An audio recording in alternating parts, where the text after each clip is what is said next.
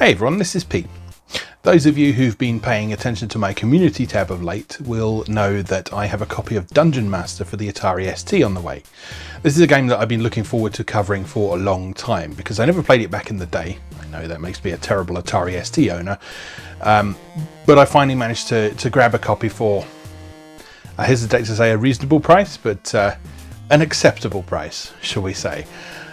So while I wait for that to arrive, I thought it might be interesting for me to show you a modern dungeon crawler that I've been playing of late. I came to the dungeon crawler genre relatively late with a PlayStation Vita game called Demon Gaze, so I didn't play a lot back in the day. But I really got into the modern Japanese take on the dungeon crawler genre in particular over the course of the last probably decade or so at this point. The game I'm playing at the moment is called Mary Skelter 2. And it's by a company called Idea Factory and Compile Heart. Two companies, in fact, who are basically part of the same thing. Those of you who have followed my other Japanese games coverage will recognise them as the names behind the Neptunia series, among other things. Mary Skelter is an interesting series in that, whereas the Neptunia series is always been regarded as kind of a niche interesting, the Mary Skelter games have been pretty universally praised by everyone who has tried them. I've kind of been a little bit intimidated to try these for a long time because they're notoriously long. They're not necessarily difficult or anything like that, although they are quite challenging from my experiences so far. But they are very long. There's 3 games in total, and most estimates put them at between about 60 and 100 hours each. So that's a lot of game to get through. But I thought I may as well start one, because if I never start them, you know, I'm never going to play them, am I? So, so I thought I'd make a start on Mary Skelter 2 specifically, because fans of the series, and indeed Idea Factory and Compile Heart themselves, suggest that this is the way you do it. In fact, Mary Skelter 2 even comes with Mary Skelter 1 as a bonus, but it doesn't unlock until you've finished Mary Skelter 2, thereby implying that the correct order to play them in is the second one, then the first one, then the third one to finish it all off. I don't know why as yet, but that is supposedly the way you do it. One thing I did want to mention about this series that I find quite interesting is that it's also quite notoriously lore heavy. Not perhaps to the same degree as the Nier series, but it does have stuff like this lovely box set here that came with the limited edition of the third game in the series, Mary Skelter Finale. And in this box we actually have 3 hardback books which contain a series of short stories that relate to each of the 3 games in the series. And so before you play each game, it's a good idea to read through those stories and kind of get a feel for the characters. And it really does help set up the game world and the characters and their context and so on. If you're not able to find this lovely box set, then don't worry too much, because Idea Factory and Compile Heart have been good enough to publish all of the books in PDF form on their website as well, which is nice. Anyway, Mary Skelter 2 is a really great game, and I'd love to show you a bit more about it. So let's go play Mary Skelter 2. Okay, here we are with Mary Skelter 2 from Idea Factory and Compile Heart. Yeah, been really enjoying this of late. I've probably played about 40 hours of it or so, so far. And so I thought that's a good point at which I can... There we are, 38 hours, 52 minutes. I thought that's a good point at which I can sort of show what it's all about, give you an idea of how it plays and so on, and how it's similar and different from classic dungeon crawlers. I thought it'd be quite interesting to sort of compare and contrast with Dungeon Master when that finally arrives.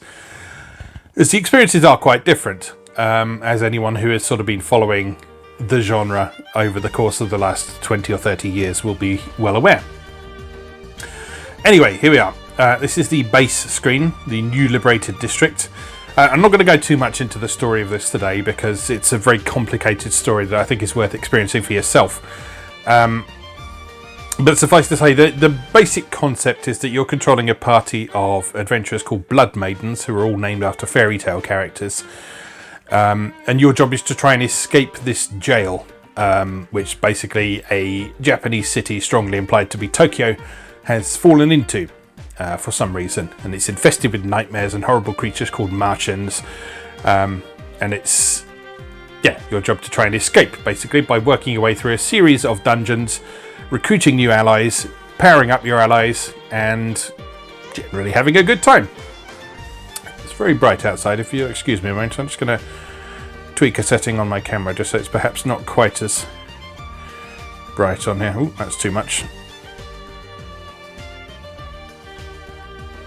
Hold on. Tweaking, adjusting.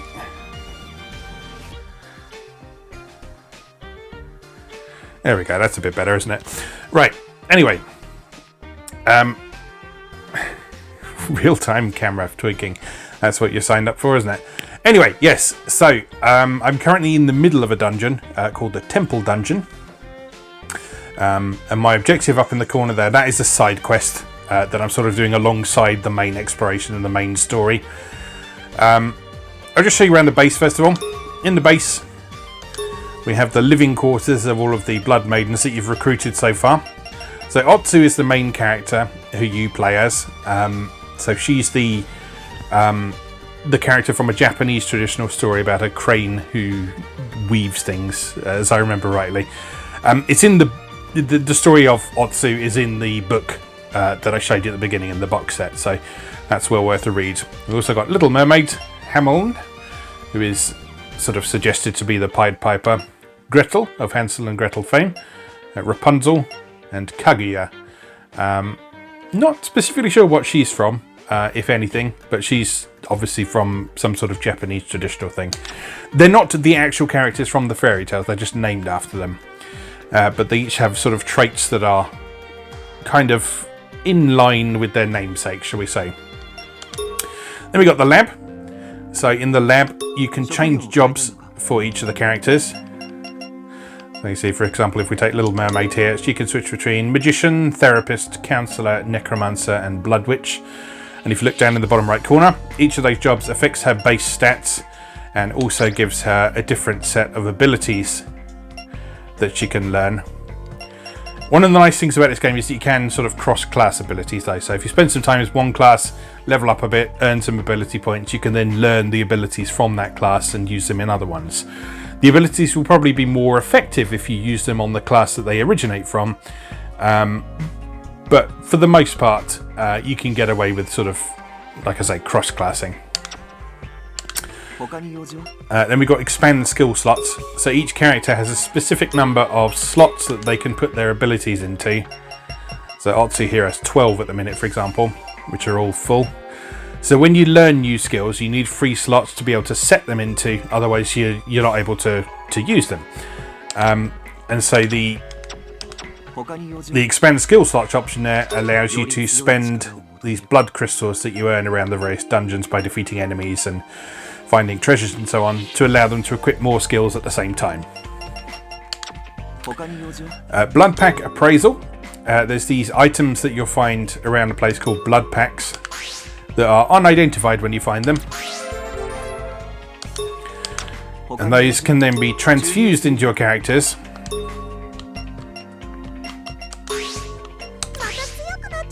Which will give them... they're basically free abilities that don't use any skill points. So most of the characters' skills will use skill points to use in combat, but the blood pack abilities are a bit weaker in most cases, but they don't cost anything to actually use. Well, it's getting very bright out there, isn't it? No more camera fiddling though, we'll just have to deal with it for now.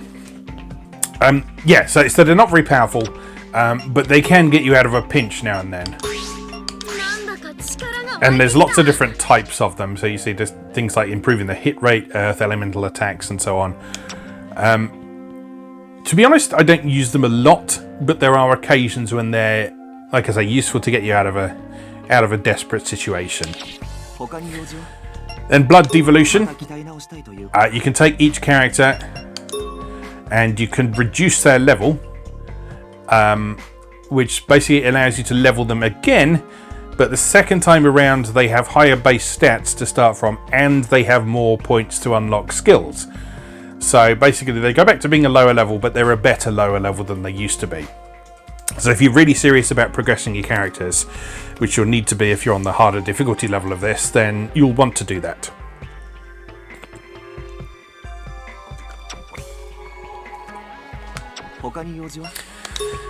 So that's that for the lab. Then we have the blood weapon factory. which is a pretty simple place. Every character's equipment is split into weapon, headgear, armor, and 2 accessories. And you'll see they each have a modifier number after them. In the Blood Weapon Factory, you can take that up to plus 20, which basically means that across all of the stats, they are 20 points better than they would have been originally. But you see that some of these are much higher than 20, which means I found them via other means. So for example, if we take Gretel's stab vest here, that hasn't been upgraded at all. So what I can do, if you look down in the bottom right, you can see that there's a blood crystal cost for her to upgrade this. So we can just do that repeatedly until it reaches 20.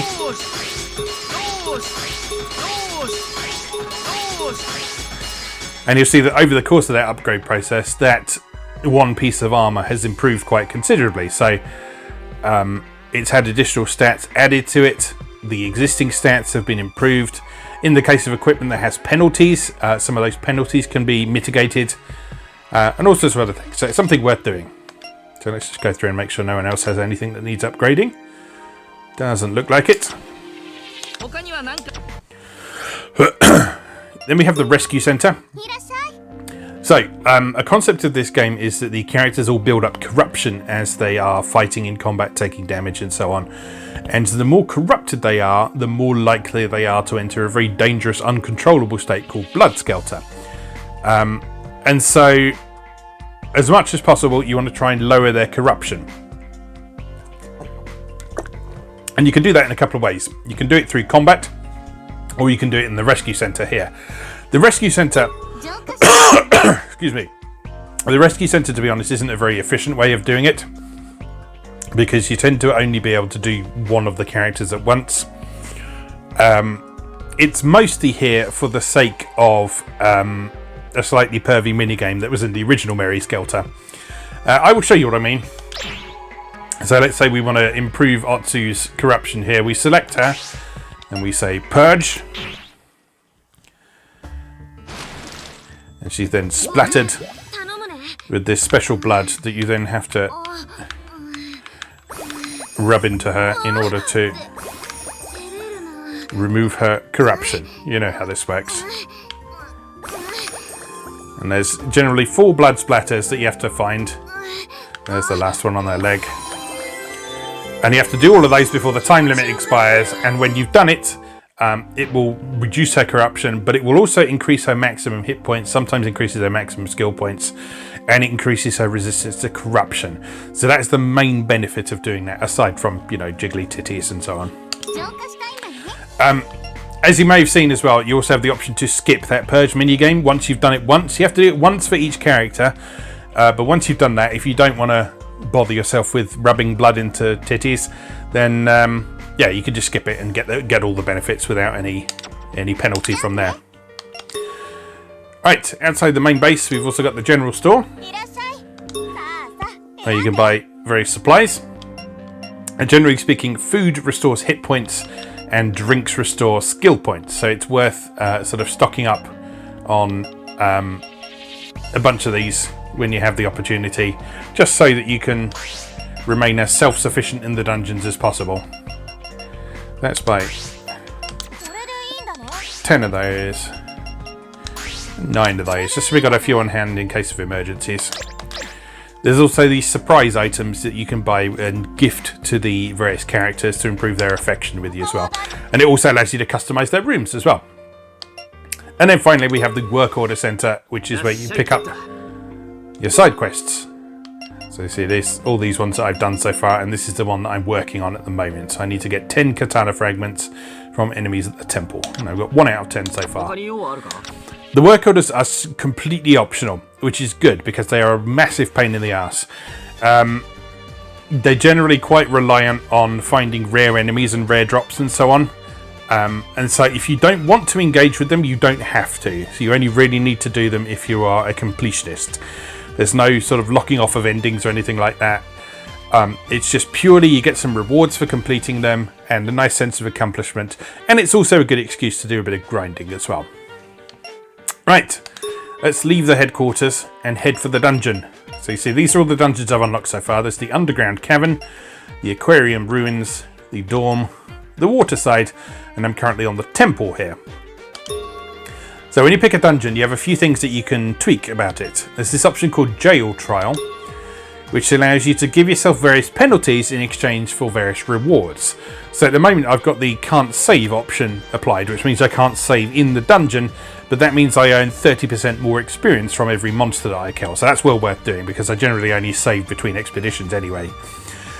If you want to play it old school and map it out yourself, you can turn off the mini-map altogether and get an additional 10% experience for that. And then there's all these other options you can add in there as well. A lot of these you'll see they have a percentage risk, which means that they don't apply all the time. They just happen a certain percentage of the time. So you're basically taking a gamble on whether something negative might happen in exchange for something good happening. You've also got this control jail option, which I'll explain a bit more once we're into the dungeon itself. In this you can add various pieces to the jail roulette, which will become clear when I show you what it is. With this you can basically choose what appears on the jail roulette and customize it a bit more to your liking, which means you can get rid of potentially negative effects. You can make it more likely that effects you want to see happen, and various other things as well. And the roulette can apply in both dungeon, exploration and battle, so you can set both of those independently from one another. We'll leave that for a minute now though and depart for the temple.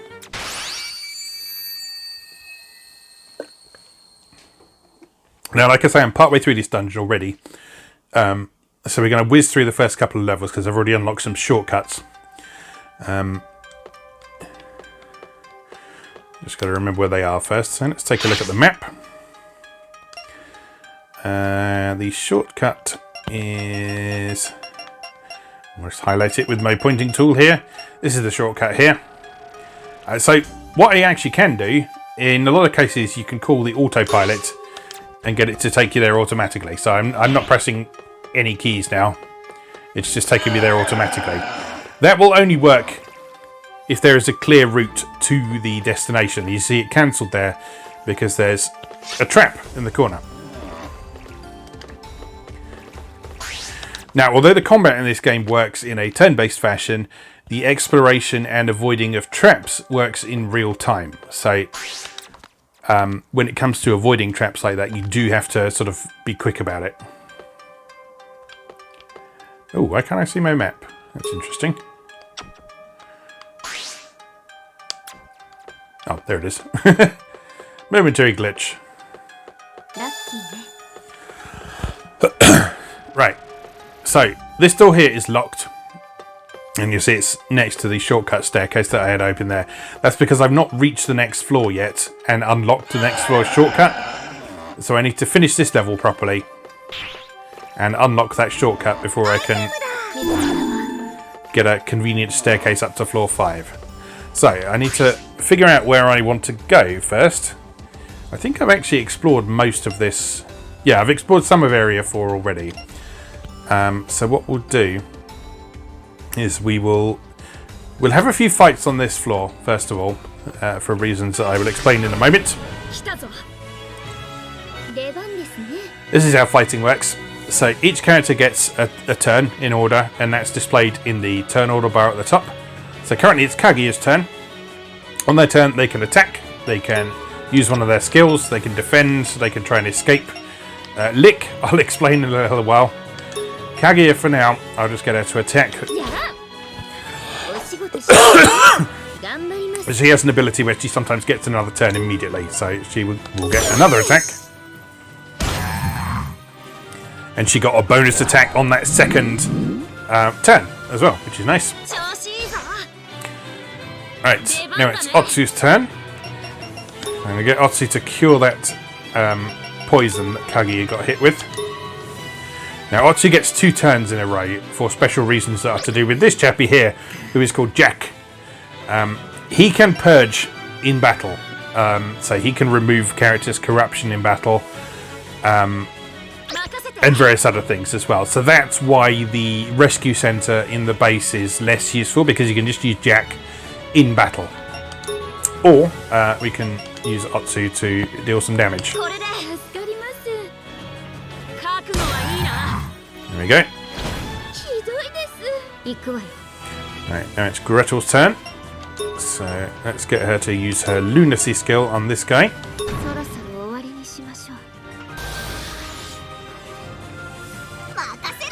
Now it's Hamel's turn.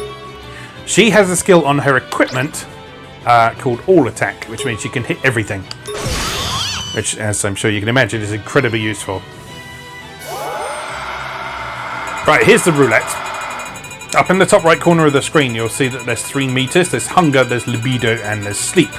We just filled the hunger meter by spilling blood. And when it's full, this roulette pops up.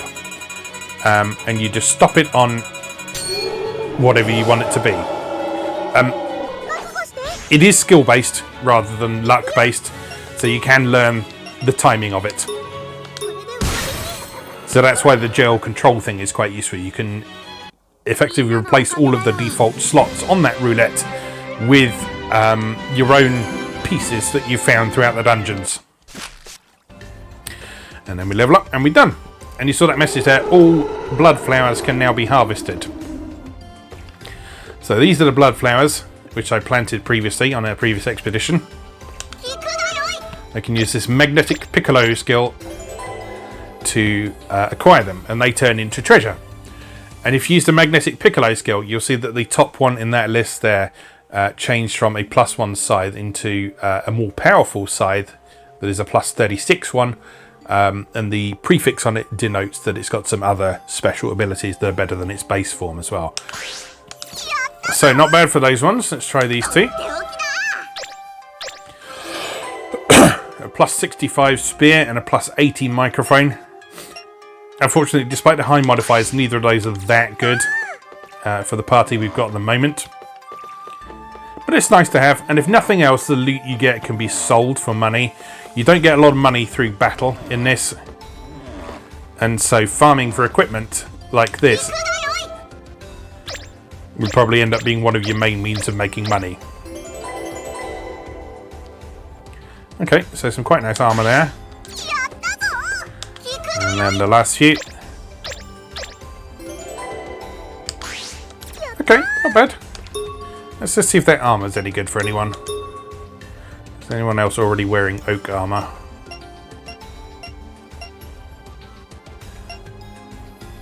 Doesn't look like it, but let's have a look. So it was this sun oak armour, wasn't it?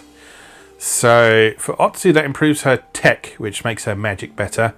Drops her fire resistance quite a bit, but it improves her air and earth resistance quite a lot. Gives her a couple more hit points, quite a bit more defense. Okay, so it's not bad for Otsu. What about everyone else? Not amazing for Gretel.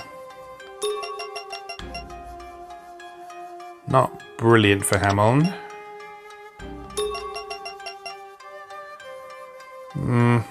Not that useful for Rapunzel.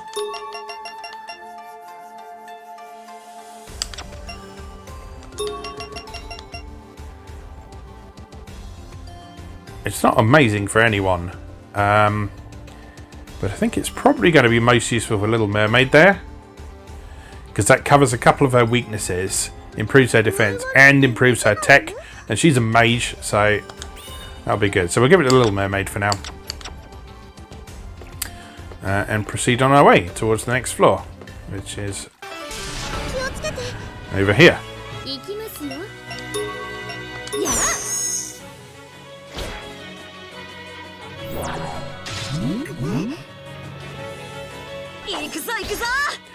Now those flashes that come up there, that's an interesting feature of the combat system in this. You know in advance if you're going to get a critical hit, and so that's often a good signal to use some of your more powerful abilities if it's convenient to do so. Right, Lick. You'll see that underneath each of the portraits at the bottom there's this sort of splatter meter. And that gradually builds up as the characters get covered in blood through combat. And when someone's meter is 3 or more, you can lick them, and that uses this blood soul ability. So in the case of Otsu here, who has 3 on her meter, Gretel can lick her and apply this Princess Shield ability, which creates a modest shield to protect the party. And that basically means that they're immune to damage for a hit, basically. There we go. So you see that completely blocked the damage there.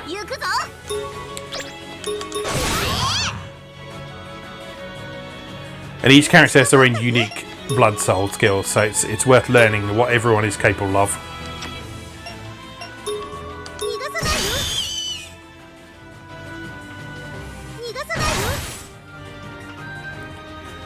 There we go. Little Mermaid's passive going off there, which means when she casts a spell, it sometimes immediately casts the same spell again for free afterwards, which is a really useful thing.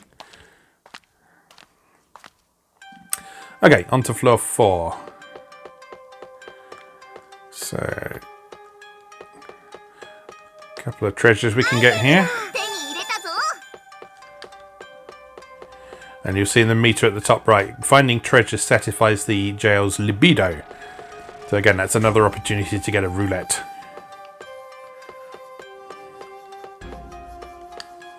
Okay, nothing down there. That is a predefined encounter, so if you walk into that, you will have a fight. Except we had a fight in the square in front of it as well. Now, these dice enemies are the ones that drop the katana fragments, but they have a very low chance of dropping them. But let's give it a go, regardless. I mean, he's there, isn't he? So we may as well... kill him. Oh, that was a nice combination of passives. So Kaguya has a passive where she sometimes gets 2 attacks in a single turn, and she sometimes hits everyone with her normal attacks, and both of them went off then. Which is basically the best possible situation. And you'll see the skeleton guy at the back is facing the wrong way, as is this judge maiden here. So that's an ability called Kagome, I think, which means that sometimes when you attack things, you will basically spin them around and be able to hit them in the back for more damage. All very useful.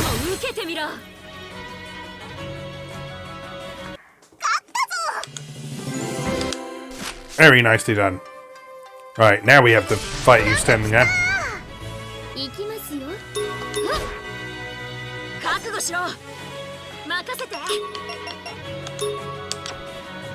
Okay, as you can see, a lot of the Blood Maidens are now getting a bit more full on their blood splatter meters. I won't lick them for now, so you'll see what happens when one fills up. So if instead I just try and take out this guy here. Oh, not quite enough damage.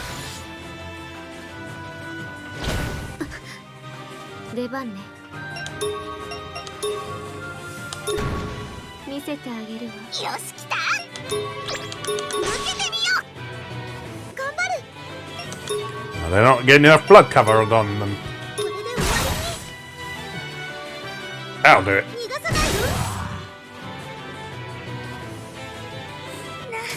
Right, Rapunzel has a full blood meter now, which means she goes into massacre mode. This means she is more powerful, and she has access to the special massacre skills, which are more powerful and effective. But also, if you look down at Kaguya's blood meter, you'll see it's darker than, say, Little Mermaid's one. That means she's more corrupted, which means that when she reaches a full blood meter like this on her turn, she has a higher chance of going into Blood Skelter, which makes her completely uncontrollable and as likely to attack you as the enemy. So you want to try and avoid that as much as you can.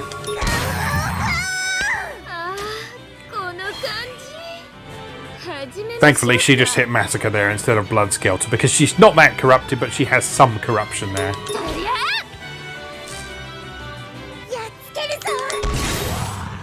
There we go.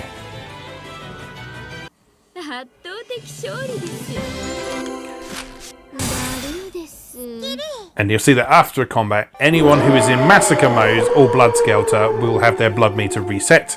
And anyone who was on 5 blood splatters but hadn't yet reached Massacre or Blood Skelter will get knocked down to 4. So that just means the next fight you have, people aren't immediately going into special states.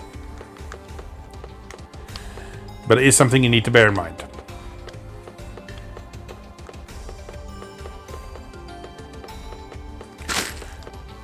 Okay, let's head over here.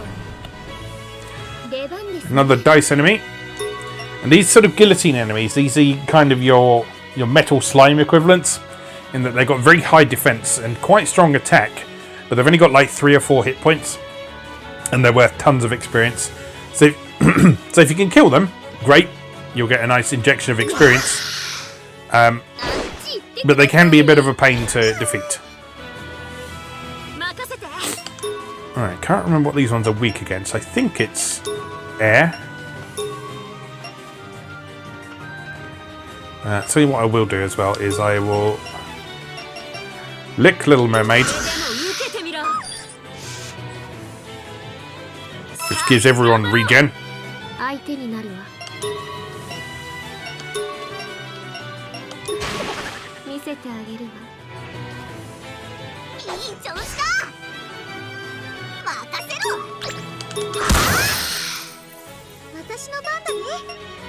Okay, let's try and get this. There we go.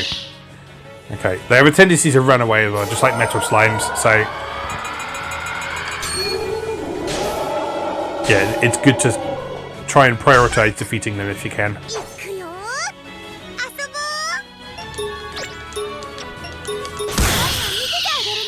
There we go, lovely stuff.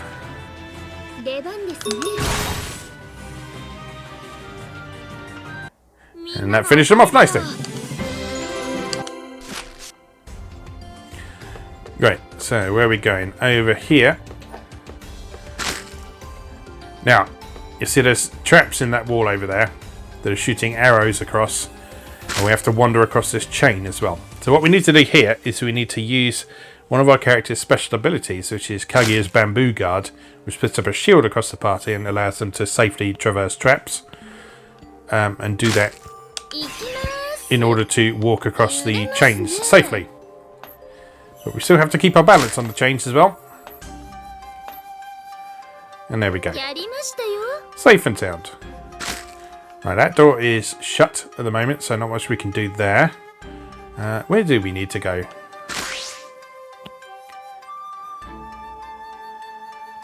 That's a very good question, actually. I think it looks like we need to go this way. I'll tell you what I will do first, though, is I'll plant some more flowers. The way you do this, you pick your blood crystals, which makes it more likely that certain types of item will appear. And then you can plant up to 15 of them at a time.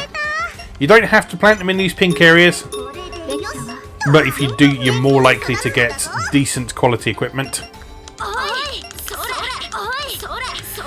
If you then take a moment to splatter blood on all of them,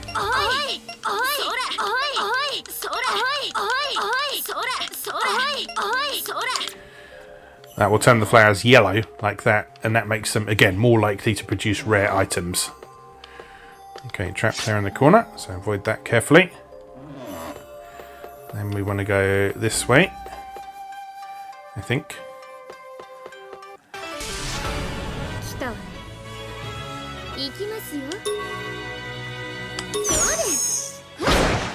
Nice. And another go. Love it. Nice. So this is why Kaguya is good. She doesn't... The way I've set her up at the moment, she doesn't have a lot of actual active abilities, but she has loads of passives that make her a ton of fun to use. Right. You can have some of this. I can't remember if you're weak against Earth. I think you are. No, you're not, but that's fine. Because you're dead anyway.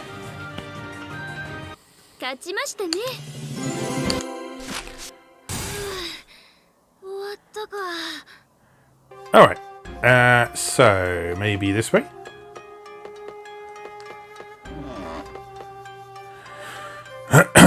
Right, I think we need to go this way. You see there's some Japanese numbers on the door here. This is the puzzle for this floor. So certain doors you have to use specific items on in order to actually open them. So that is 1 and 3. So I actually need a key number 4, which I don't have yet. So I can't go through there yet. Oops, didn't mean to do that. Never mind. So we're going to have to go another way instead. Maybe... You know what? I don't actually know. Any other locked doors I haven't opened yet? I don't see any.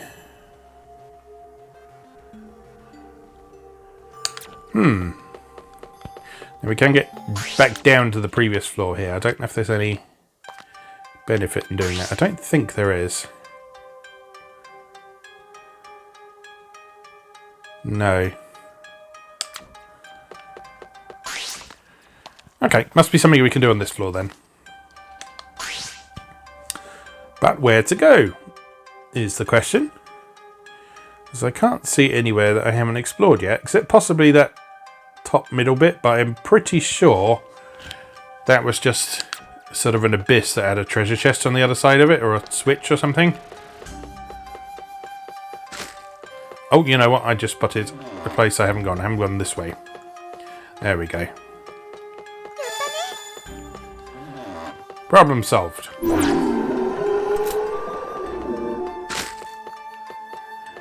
I hear an arrow trap somewhere.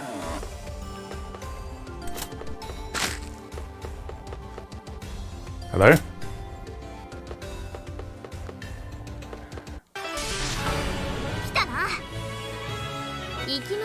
Big party of enemies.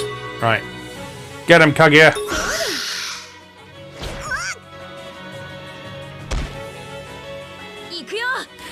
Right.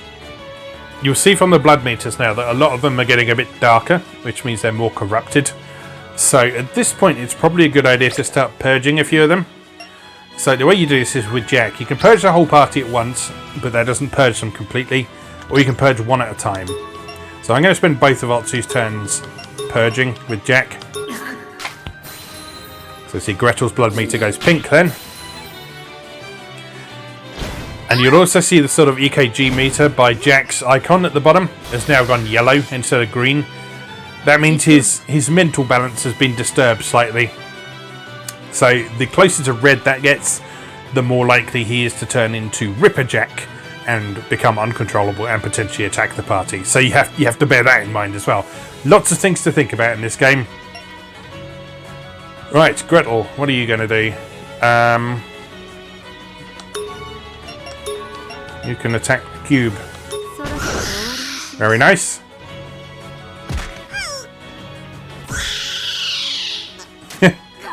I love it when they die from counterattacks. It's so satisfying. Right, Hamilton in massacre mode with her party-wide special attack. Wallop! Immensely satisfying. Even if it didn't actually kill anyone.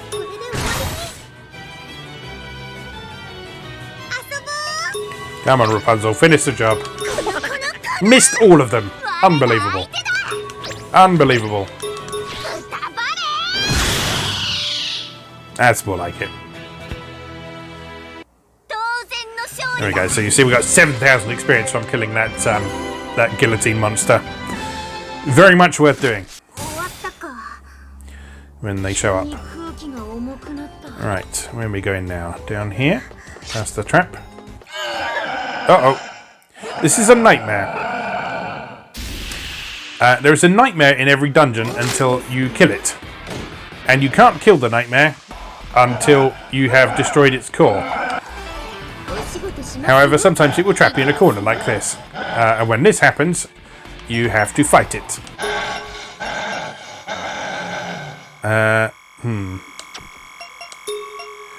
So, you can target the different parts of the nightmare. So basically what you want to do in this situation where you're trapped in a corner and you need to run away and you can't kill the nightmare, you want to break one of its bits. So we will concentrate our attack on that that right tentacle.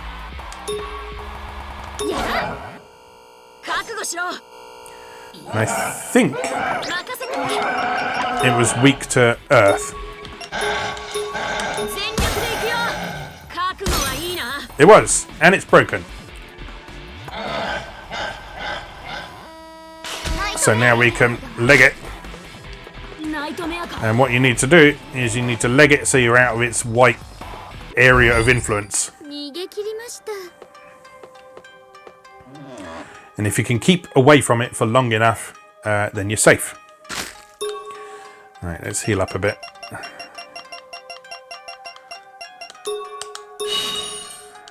And let's also have some drinks.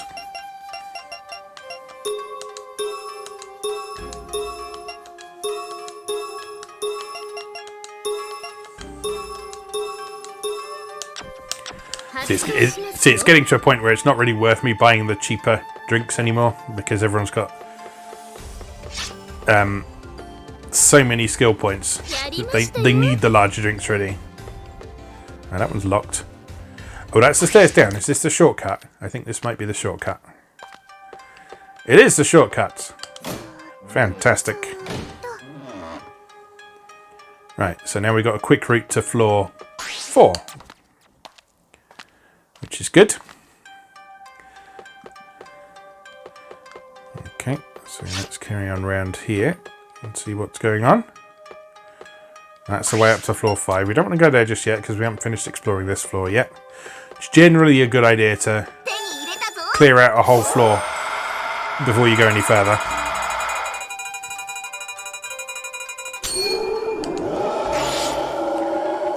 So that one there, everyone's special ability is temporarily a bit cheaper to perform, which is nice.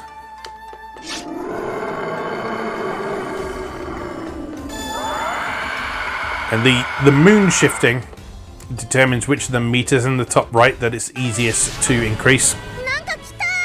So the colour of the moon corresponds to the meter that's easiest to increase. So at the moment it's blue, so that means the sleep meter will be easiest to increase.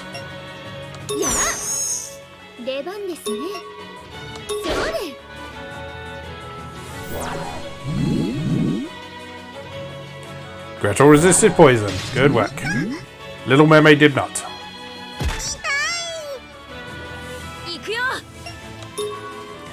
If you're wondering, the arrangement of characters does matter. The characters in the middle are more likely to get hit. So you want to put your more tanky characters in the middle. What are they weak against? Is it water? I can't remember. Yes.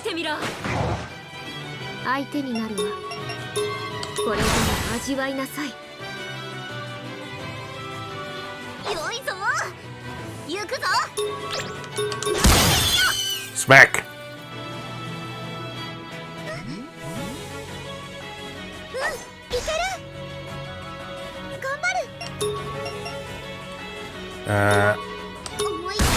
Death to you.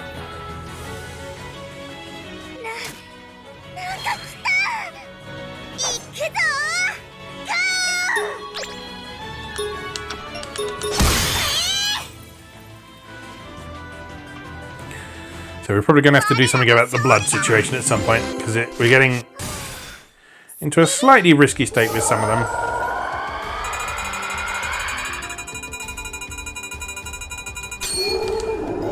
We're probably alright for the minute, as long as we're careful.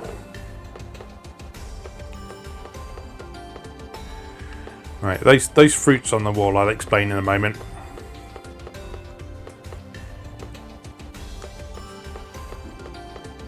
Let me just do my obsessive compulsive map filling out. Don't pretend you don't do it as well. Right, those fruits. If you fire a frozen tear at them from Little Mermaid, they go boom. Sometimes that opens up secret passages. If you're not careful, it hurts you. So, you know, be careful.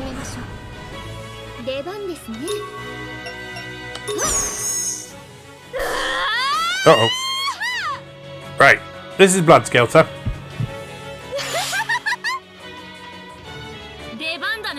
So when she's in Blood Skelter, you can't control her on her turn. She will do something completely random that may benefit you, but may also hurt you.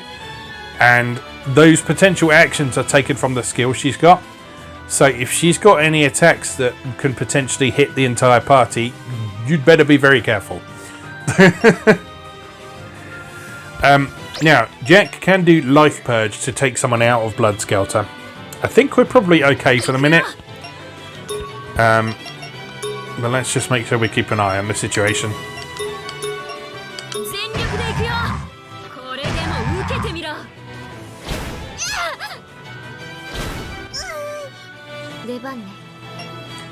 Right, Gretel, you can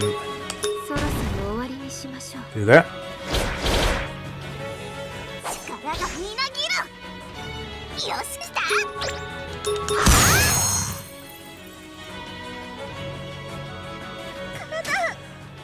Right, yeah, we're gonna kill everything before Kagi gets another go, so we'll be safe. That's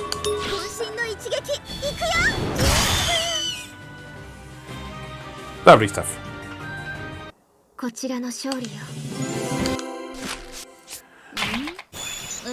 And after combat, you'll see she will come out of Blood Skelter, but because Jack had to heal her, you'll see his EKG has now gone bonkers, which means that he is troubled, shall we say.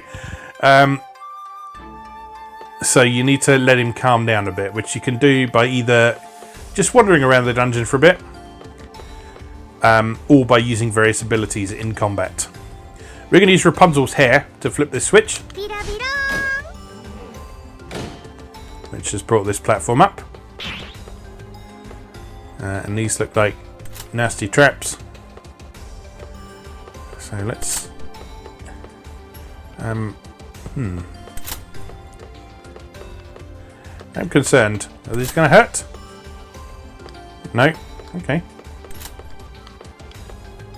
I bet we need to flip those switches though.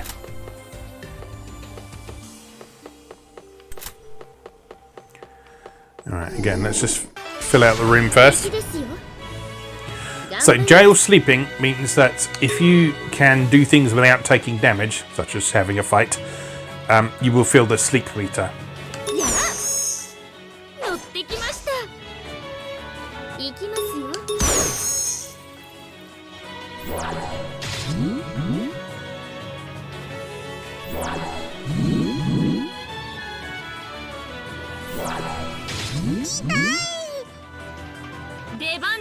Right, you may see that Rapunzel there got a poison infection rather than just poison.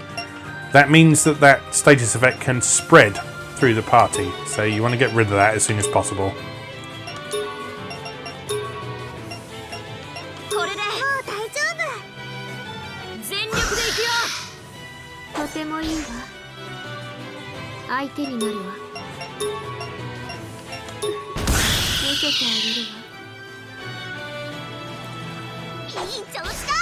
Nice. Wallop.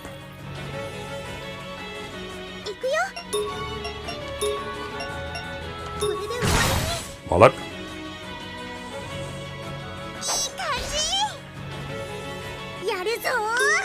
And wallop. Nicely done, everybody.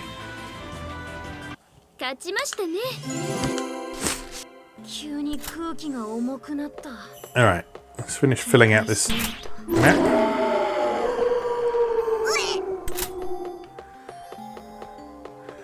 And that's another locked door there. So, I bet what's going to happen is we need to flip those switches to open the doors, but that's also going to set the traps off. So what we need to do is put up bamboo guard.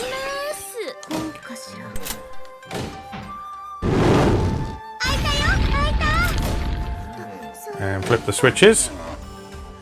Yep, so there's one. And then do it again over here.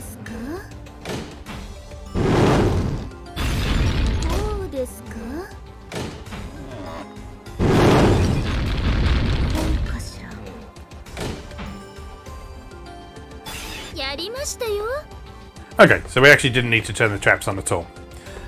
So we can turn them off again. So that was just this one, I think. There we go. Puzzle solved. Our reward is a fight with some big dudes.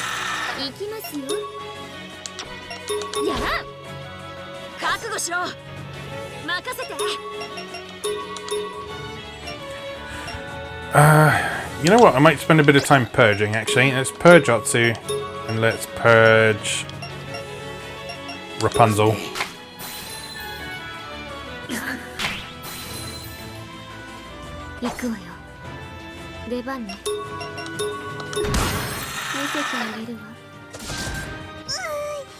These guys aren't a huge threat anyway, so...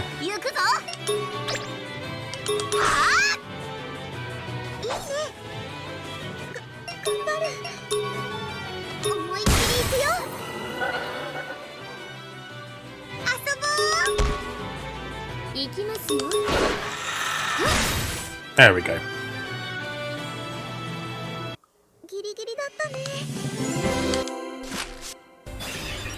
Treasure! And bright sunlight! Ah! Okay, we're just gonna have to live with that for the while. Oh no! Why do you always show up at the least convenient times possible? Run, run, run, run, run, run, run! There we go.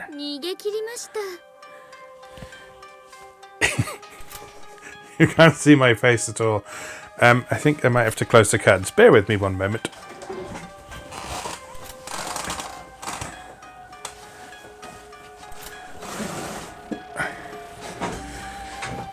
Go, blimey. There we go.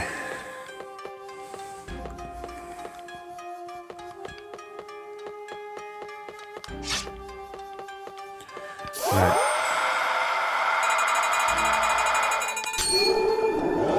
Again, avoiding damage from traps. Satisfying the sleep need. That treasure there, we can't reach it. So, again, we use either Magnetic Piccolo or Rapunzel's hair.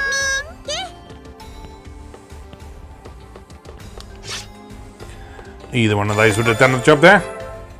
Key number 4. That is what we needed.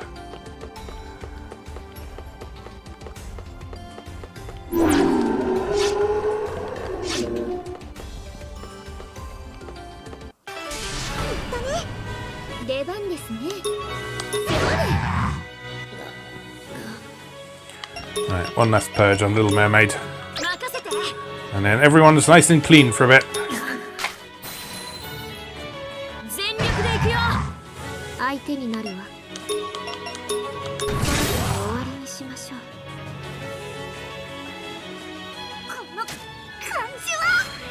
The massacre is completely safe. I think it might give you more corruption when it does happen. But in itself, it's safe and it's quite a beneficial move to do.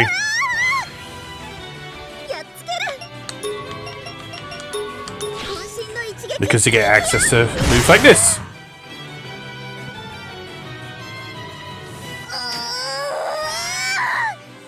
And also, as I say, it empties the blood meter after combat as well. Or when they switch out of it like Little Mermaid just did there.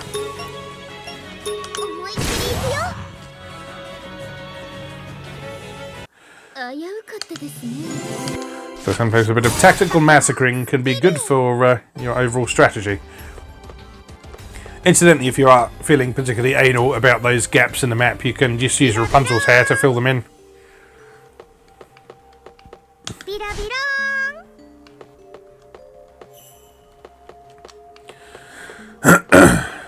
So no need to worry about holes in the map.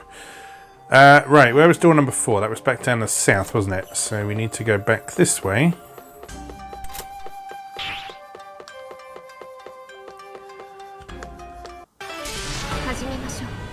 Right, we started combat on a square with a trap here. And you'll see in the turn order at the top there's an exclamation point. That means the trap is going to go off in that turn. And it will hit either you or the enemy.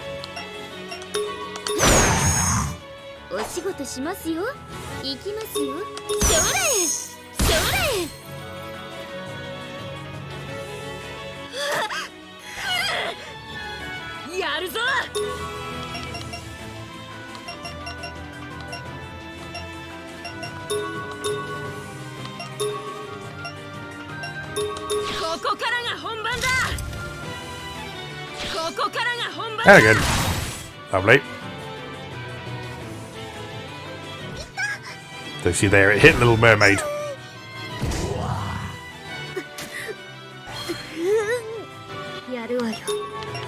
Who is now suffering a bit. But it's okay, because we've got cookies.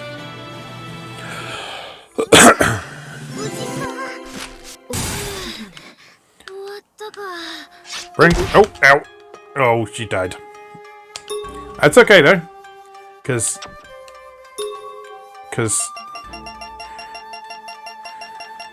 we have an automatic external defibrillator to bring her back. And then let's just medkit everyone, because everyone's hurting a bit. There we go. And everyone can have a bit of a glug on some water. And Rapunzel can have a couple of extra cookies. Right. Where next? This way. Our flowers are ready to harvest as well, so let's do that in the meantime.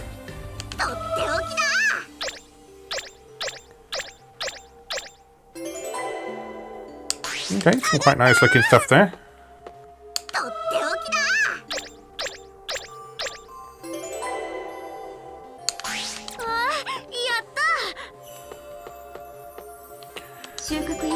Right, you can't magnetic piccolo through a wall, unfortunately.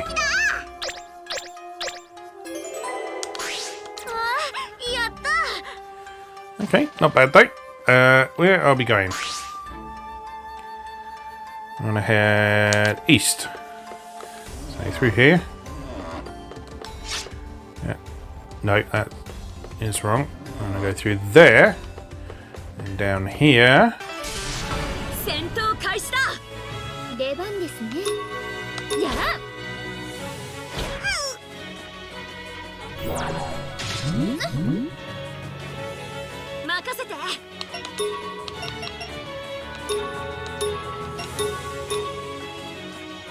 Right, that's not what I meant to attack. Get the skeleton.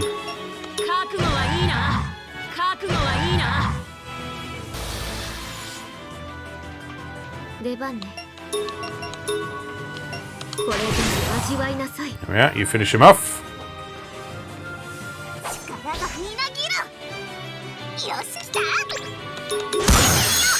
Wallop.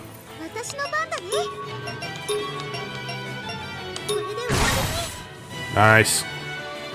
Another one? Lovely, thank you, Little Mermaid. Your contributions are very welcome, as always.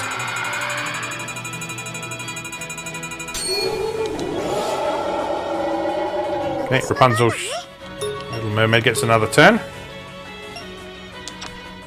So let's air attack on them. And then you hit everyone.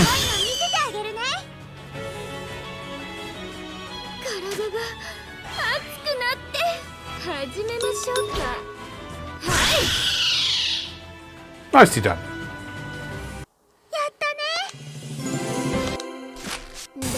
Might even gain a level at this rate. Yeah, you'll notice that the level gains in this are quite slow compared to some other Japanese roleplay games. Which is fine, because it means that you sort of gradually power up over the course of the game as a whole, rather than sort of rapidly over-leveling things. Right, 1 and 3 makes 4. So we use key number 4, and that should open the door, and there it is.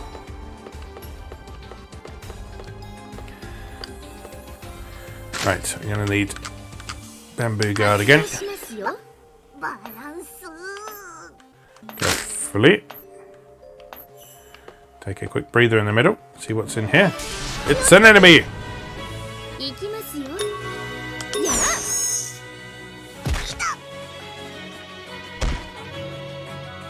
Nice counter.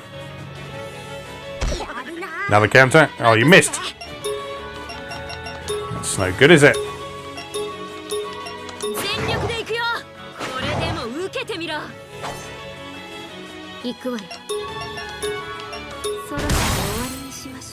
Nicely done, Gretel.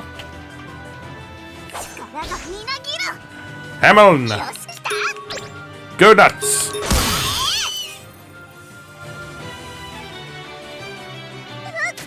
Hammon's great because she's a great tank and she can hit everything really hard. There are no downsides.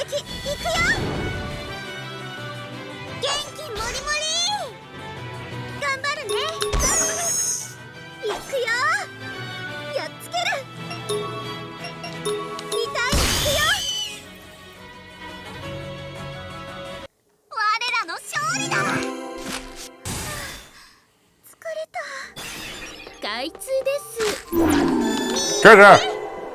High and low. What is that? What is that? Is that a key item? Oh no, it's armor. Interesting. What does that look like when it's at home then? Speeds up turn after a skill. Ooh.